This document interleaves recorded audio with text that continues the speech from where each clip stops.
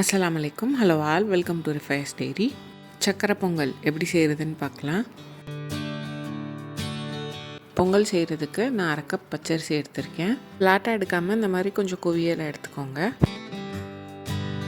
1/4 cup பாசிப்பருப்பு, இதுவும் ஃப்ளாட்டாக எடுக்காமல் கொஞ்சம் குவியலை எடுத்துக்கோங்க. இது கூடவே 1 கப் வெல்லம். நான் 1/2 கப்பில் அரிசி எடுத்துருக்கிறதுனால 1 கப் வெல்லம்னு சொல்கிறேன்.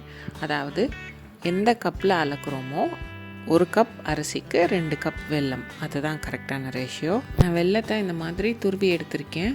நீங்கள் எந்த கப்பில் அளக்குறீங்களோ அந்த கப்பில் நல்லா அழுத்தி எடுத்துக்கோங்க, அப்போ தான் ஸ்வீட்னஸ் கரெக்டாக இருக்கும். இது 200 கிராம் இருக்குது. இது கூடவே ஒரு 10 முந்திரி பருப்பு எடுத்து அதை சின்ன சின்னதாக கட் பண்ணி எடுத்திருக்கேன். இது கூடவே ஒரு 15லேருந்து 20 கிஸ்மிஸ், 3 டேபிள் ஸ்பூன் நெய், 1/2 கப் பால், கூடவே தேவையான அளவு தண்ணி, 1/2 டீஸ்பூன் ஏலக்காய் தூள். ஒரு பேனை மீடியம் ஹீட்டில் ஹீட் பண்ணிவிட்டு இதில் நம்ம எடுத்து வச்சுருக்க பாசிப்பருப்பை சேர்த்து கலர் மாற விட்டுறாமல் அதுலேருந்து மணம் வர வரைக்கும் வறுத்தா போதும்.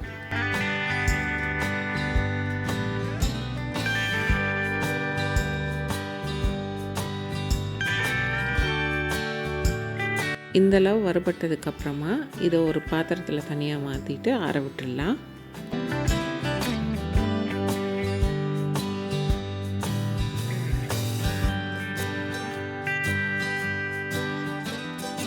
இந்த பாசிப்பருப்பு நல்லா ஆறுனதுக்கப்புறமா எடுத்து வச்சுருக்க அரிசியோடு சேர்த்து கூடவே இதை வாஷ் பண்ணுறதுக்கு தேவையான அளவு தண்ணி சேர்த்து 3லேருந்து 4 தடவை நல்லா கழுவிக்கணும்.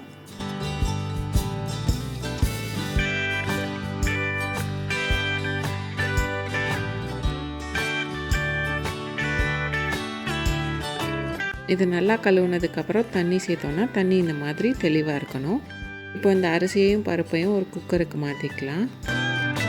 இது கூடவே எடுத்து வச்சுருந்த 1/2 கப் பால், இதே 1/2 கப்பில் 4 கப் தண்ணி. அதாவது 1 கப் அரிசி எடுத்தோன்னா அதுக்கு 1 கப் பால், 4 கப் தண்ணி, அதுதான் ரேஷியோ. இது கூடவே ஒரு 1/2 டேபிள் ஸ்பூன் நெய்.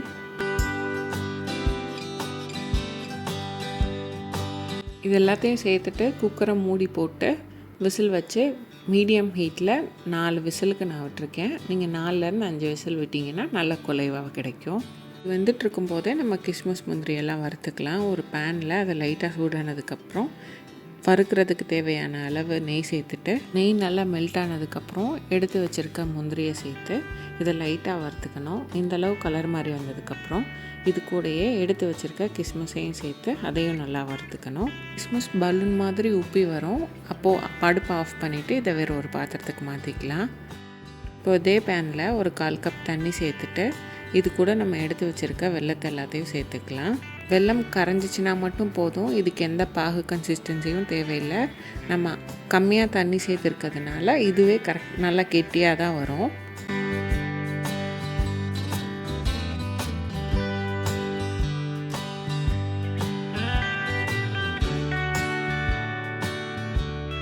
இது நல்லா மிக்ஸ் பண்ணிகிட்டே இருந்தீங்கன்னா வெல்லம் கரைஞ்சி இந்த மாதிரி நல்லா பபுளாக வரும்.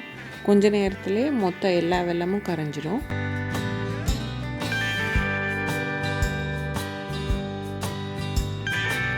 இன்னும் கொஞ்சம் நேரம் விட்டிங்கன்னா உங்களுக்கு ஒரு கம்பிப்பதம் பாகு கிடைக்கும். இப்போயே நம்ம ஆஃப் பண்ணிடலாம். இதுதான் கரெக்டான கன்சிஸ்டன்சி. இப்போ ஸ்டவ் ஆஃப் பண்ணிவிட்டு ஒரு ஜல்லடை வச்சு இதை நல்லா எடுத்துட்டோன்னா இதில் உள்ள அழுக்கெல்லாம் வந்துடும்.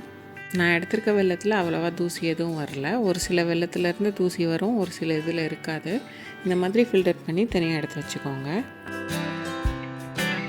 இப்போது வேக வச்சுருக்க அரிசியை ப்ரெஷரெல்லாம் ரிலீஸ் ஆனதுக்கப்புறம் ஓப்பன் பண்ணோன்னா இந்த மாதிரி இருக்கும். நான் 4 விசில் வச்சேன், அதனால எனக்கு கொஞ்சம் அரிசியாக இருந்தது. நீங்கள் 5 விசில் வச்சிங்கன்னா நல்லா குலைவாயிரும். எனக்கு இது தான் பிடிக்கும், அதனால் 4 விசில் மட்டும் வச்சுக்கிட்டேன். இதை ஒரு கரண்டி வச்சு இந்த மாதிரி நல்லா மசிச்சு விடுங்க. வெள்ளைப்பாகு சேர்க்குறதுக்கு முன்னாடி எவ்வளோ மசிச்சுக்கிறீங்களோ அவ்வளோ தான் மசிக்க முடியும். வெள்ளைப்பாகு சேர்த்துட்டோன்னா அதை நல்லா மசிக்க முடியாது.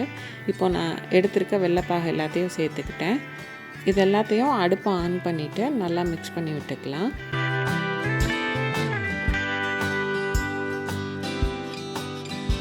எல்லாம் ஒன்றா இந்த மாதிரி கலந்து வந்ததுக்கப்புறம் இது கூட எடுத்திருக்க ஏலக்காய் தூள் சேர்த்து இதையும் நல்லா மிக்ஸ் பண்ணிக்கணும்.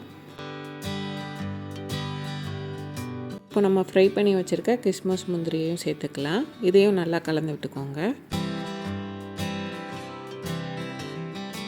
இப்போ இப்போது நம்ம எல்லாத்துக்கும் சேர்த்துட்டு மீதம் உள்ள நெய்யும் இதில் சேர்த்துக்கலாம்.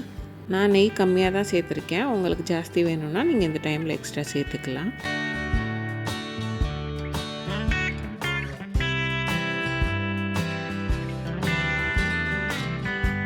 நெய் எல்லாத்தையும் சேர்த்துட்டு கொஞ்ச நேரம் அடுப்பில் வச்சு கொதித்ததுக்கப்புறம் இறக்கணுன்னா சர்க்கரை பொங்கல் ரெடி. இதில் நம்ம பால் சேர்த்துருக்கிறதுனால இது ரிச் அண்ட் டேஸ்டியாக இருக்கும். கண்டிப்பாக ட்ரை பண்ணி பாருங்கள். ட்ரை பண்ணிவிட்டு எப்படி இருந்ததுன்னு கமெண்ட்ஸில் சொல்லுங்கள். இந்த வீடியோ பிடிச்சிருந்தா ரிஃபைஸ் டெய்ரிக்கு லைக் பண்ணுங்கள், சப்ஸ்கிரைப் பண்ணுங்கள், ஷேர் பண்ணுங்கள். பக்கத்தில் இருக்க பெல் ஐக்கானை கிளிக் பண்ணிக்கோங்க. அதில் ஆல்ன்ற ஆப்ஷன் இருக்கும், அதை செலக்ட் பண்ணிக்கோங்க. அப்போ தான் வீடியோ போஸ்ட் பண்ணால் நோட்டிஃபிகேஷன் வரும்.